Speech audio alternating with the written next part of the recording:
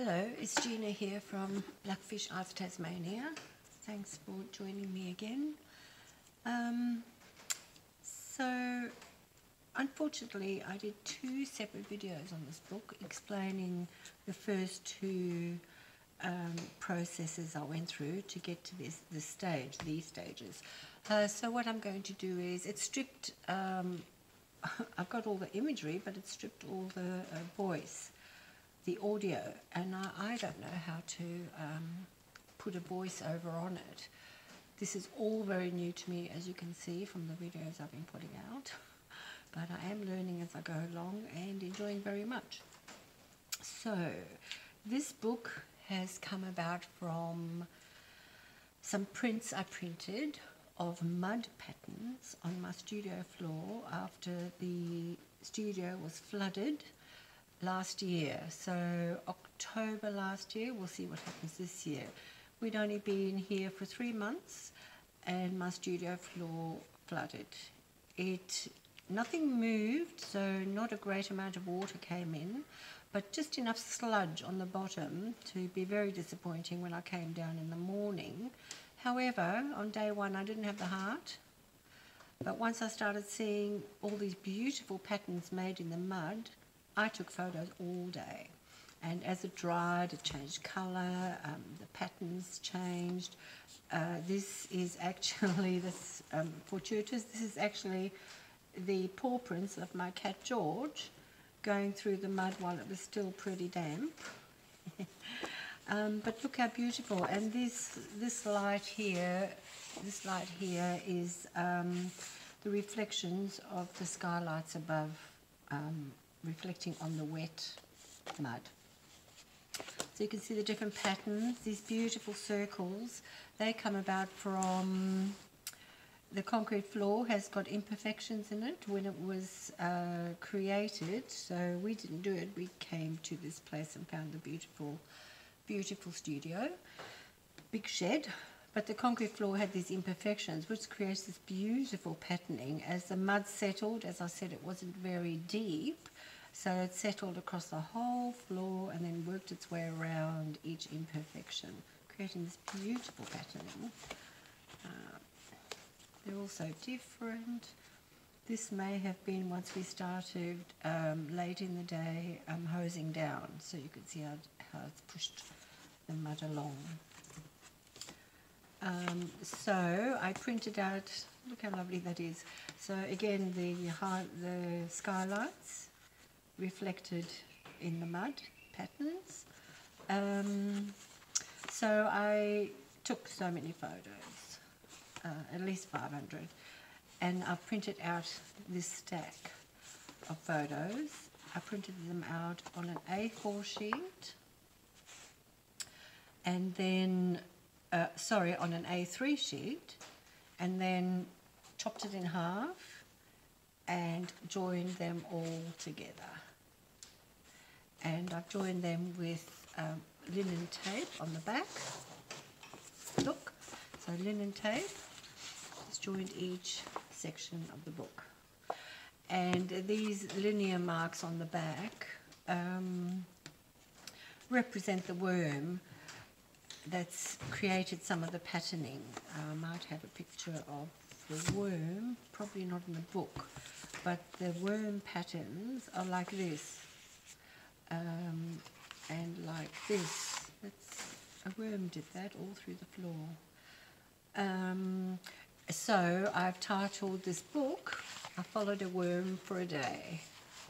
Look at that pattern, so beautiful. So I created the book, put the pages together, and then I got some acid-free book board that bookbinders use and created the cover.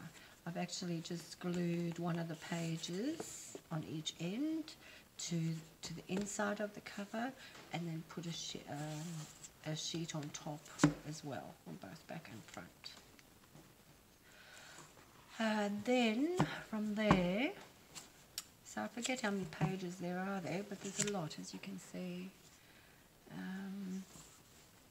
And for handling wise, it's lovely. It's got a nice feel to it. but I wanted to give it some protection, being all paper. The paper, by the way, is Arches sateen. I think it's 240 GSM or thereabout. It's got a nice weight to it. So to protect it, I created a few samples, and I've spent a month trying to figure out what kind of pattern to create a box for it. I didn't want the box where you slid it in and out, because you're handling it like this all the time. And often the box is as big as the book, so there's no space, unless you did a little cutout, I suppose. But it's the handling thing that I wanted to get away from. So I created this pattern.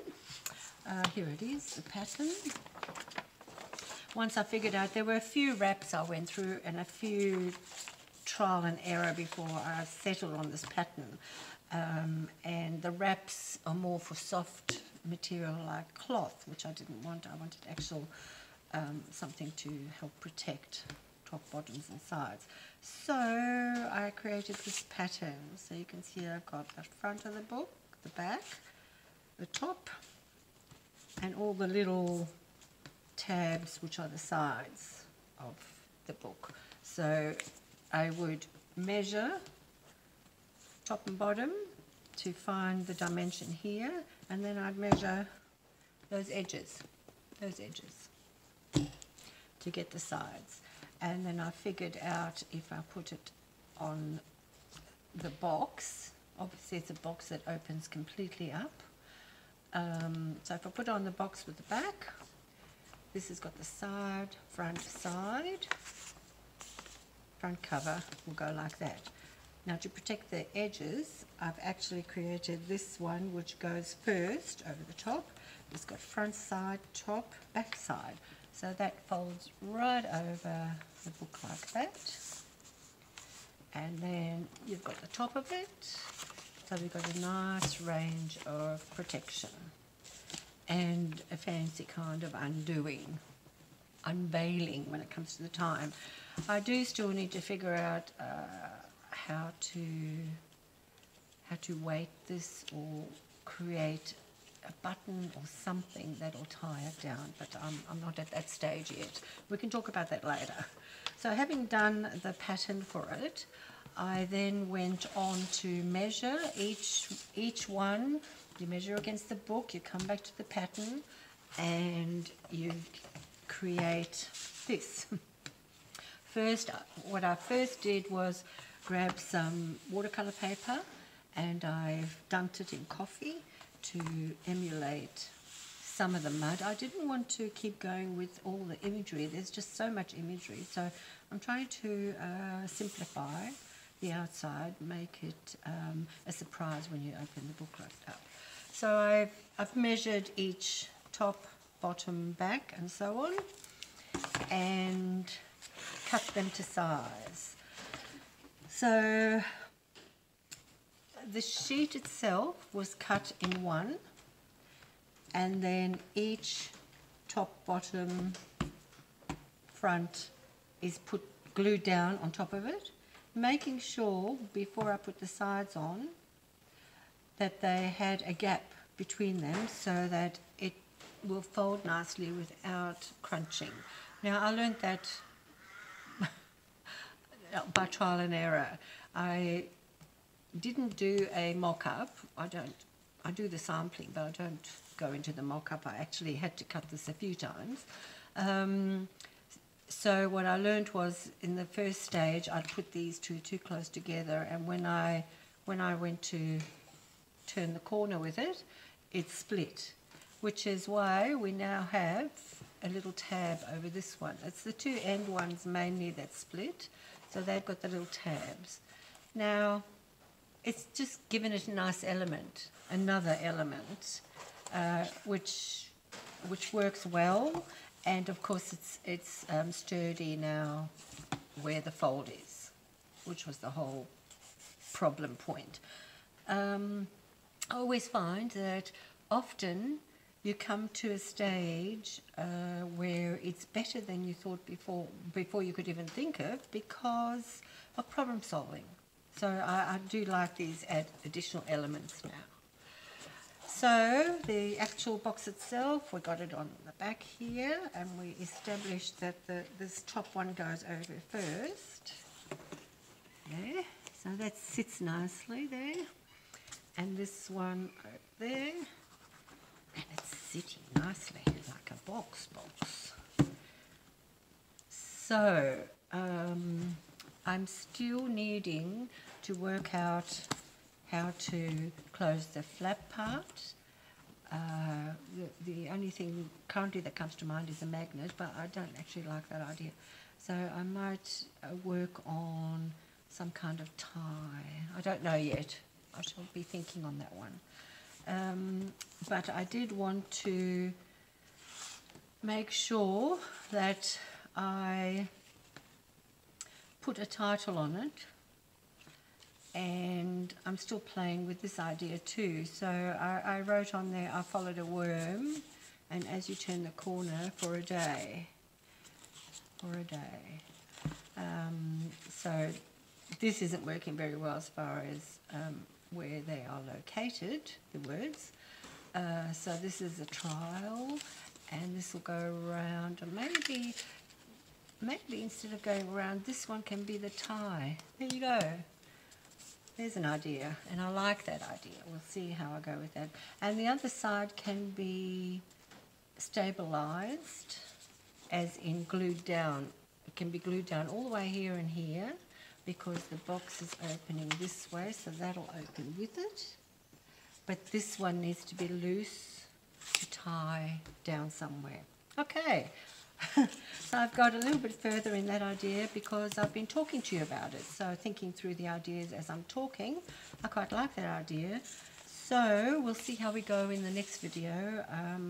I shall do another one once I've solved the problem.